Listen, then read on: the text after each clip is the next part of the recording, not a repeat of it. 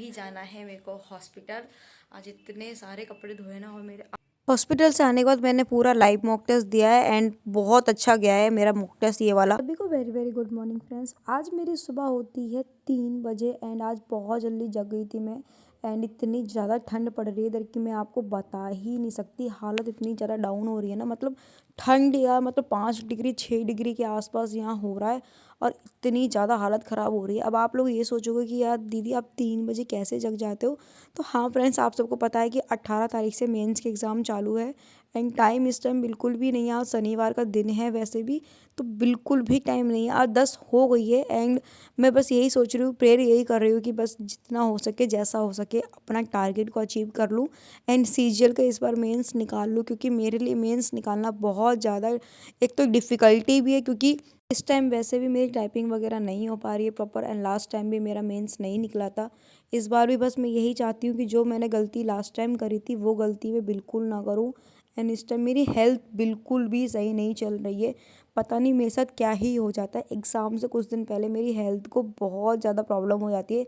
मैं बहुत ज़्यादा घबरा जाती हूँ, जिसके चक्कर में मेरा हेल्थ इशू हो जाता है एंड मेरी तबीयत ख़राब हो जाती है।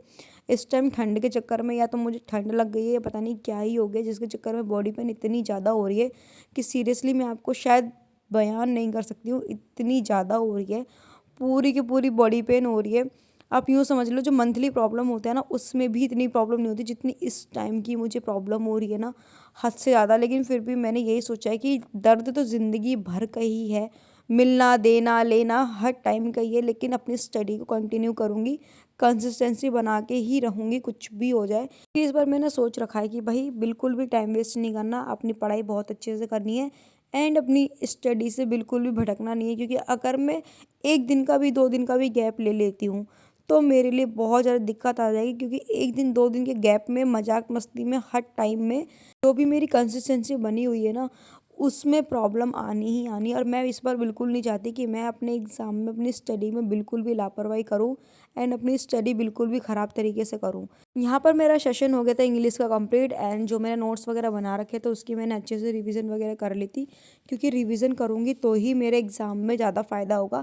एंड इस टाइम मैं क्लास वगैरह बिल्कुल भी नहीं ले रही हूँ, खाली रिवीजन वगैरह करूँगी एंड बहुत अच्छे से रिवीजन करूँगी, जिससे कि मेरा जो भी नोट्स वगैरह बना हुआ है वो अच्छे तरीके से मैं रिवीजन वगैरह कर सकूँ। सेशन यहाँ पर मेरा पूरा कंप्लीट हो गया था एंड इसके बाद मैंने चाय वगैरह पिया। चाय वगैरह पीने के बाद मैंने करी अपने रूम की सफाई, क्योंकि रूम की सफाई करना बहुत ज़्यादा ज़रूरी है एंड मुझे साफ़ सफाई वगैरह कर कि मैं बिल्कुल भी नहीं चाहती कि मुझे किसी भी तरह से किसी भी रीज़न से आलस वगैरह आए। एंड आप सबको पता है कि सर्दी में कितनी जल्दी आलस वगैरह आता है। बेड पे पढ़ाई करो एंड टेबल पे पढ़ाई करो तो आलस जल्दी ही आता है, नींद वगैरह आने लगती है। क्योंकि पता है सबसे पहला आलस कि ठंड बहुत ज़्यादा है, सो लेते हैं आराम कर लेते हैं, जो कि हम लोगों के पास बिल्कुल भी टाइम नहीं है इन सब चीज़ों को बहाना लगाने के लिए। तो इसलिए मैंने सोचा कि मैंने अपनी एक्टिविटी कर ली है, अपनी इंग्लिश का सेशन भी कर लिया है एंड उसके बाद थोड़ी सफाई वगैरह कर लेती हूँ, अगेन उसके बाद मैं पढ़ाई करने के लिए बैठ जाऊँगी। तो यहाँ पे मेरी सफाई वगैरह हो गई थी एंड चाय वगैरह पी के मैं बैठ गई थी। फ़ोन चार्ज नहीं था मेरा तो मैंने फ़ोन चार्ज पर लगा लिया था एंड तब तक मैंने चाय वगैरह पी के एंड अपना सफाई वगैरह कर लिया था।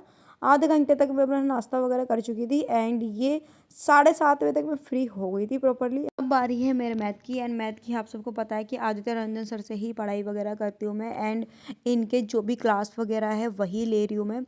इस टाइम ठंडे के चक्कर में सीरियसली बताऊँ, कपड़े चेंज करने में इतनी ज़्यादा आलस आती है, मेरे को नहाने में इतना डर लगता है। लेकिन फिर भी कहीं ना कहीं एक दिन गैप करके एक दिन मैं नहा लेती हूँ, कभी कभी कंटिन्यू भी नहा लेती हूँ।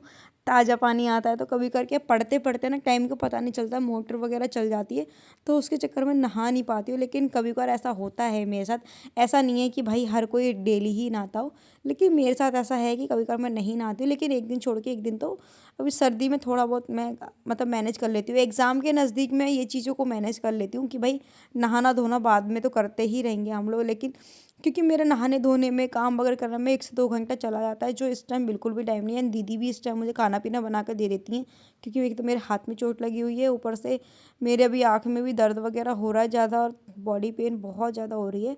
तो इसलिए आप लोग मेरे थोड़ा सा वॉइस वगैरह को भी इग्नोर करना है, क्योंकि अभी थोड़ा गला भी बैठा हुआ है, मेरा खांसी वगैरह बहुत ज़्यादा हो रही है एंड वॉइस ओवर करने में भी थोड़ी प्रॉब्लम हो रही है। बट मुझे आप लोग को भी मोटिवेट करना है, खुद में भी मोटिवेशन लेकर आना है। इसके चक्कर में वीडियो भी बहुत कम डाल रही हूँ मैं। में, लेकिन मैं कोशिश यही करती हूँ जितना मैं ही कर पाती हूँ उतना मैं कर देती हूँ।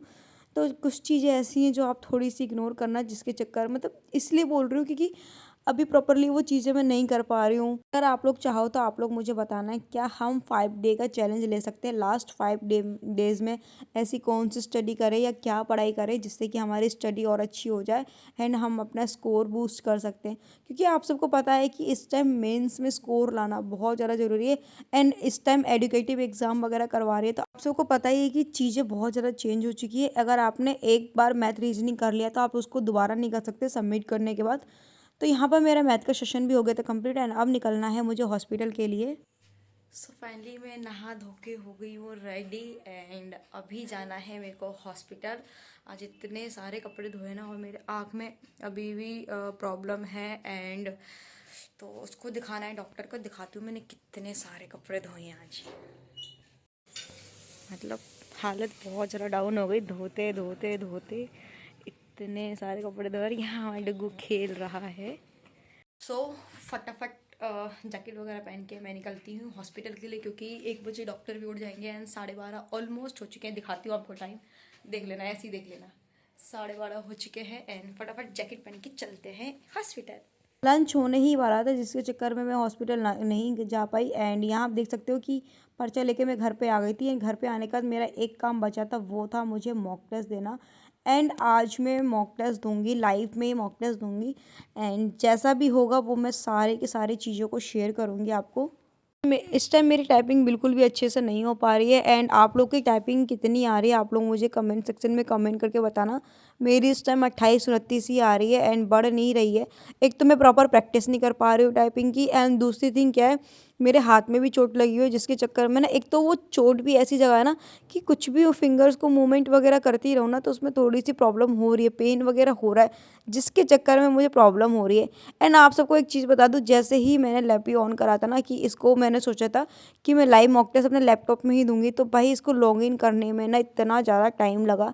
एक तो मेरा नेट स्लो चल रहा था, ऊपर से फिर इतनी परेशानी हुई, लेकिन फिर भी मैं हमेशा यही सोचती हूँ कि भाई मैं हार नहीं मानूँ, जितना हो सकता है जैसा भी होगा मैं करूँगी। कोशिश करने वालों की हार नहीं होती। तो आप लोग ना कभी भी डीमोटिवेट मत होया करें। जब भी आपको लगे ना कि आप लोग डीमोटिवेट होते हैं तो आप एक बार मेरी कहानी हल्की सी भी जाके किसी वीडियो में देख लोगे ना तो शायद आपको बहुत ज़्यादा अच्छा लगेगा, रिलीफ फील होगा एंड आपको खुद में मोटिवेशन आएगा। क्योंकि जब तक हम दूसरे की पीड़ा नहीं देखते ना तब तक हमें वो चीज़ फील नहीं होती है।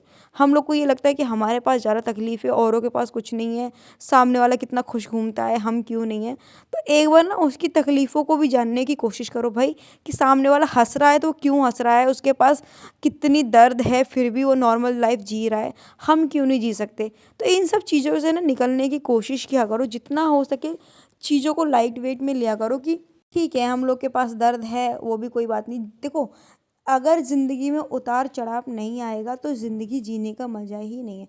ज़िंदगी में अगर आप सुखी सुखी जियोगे तो भी आप बोर हो जाओगे एंड दुखी दुखी जियोगे तो भी बोर हो जाओगे। एंड आप सबको पता है कि अगर सवेरा होता है तो अंधेरा भी होता है, अंधेरा होता है तो उजाला भी होता है।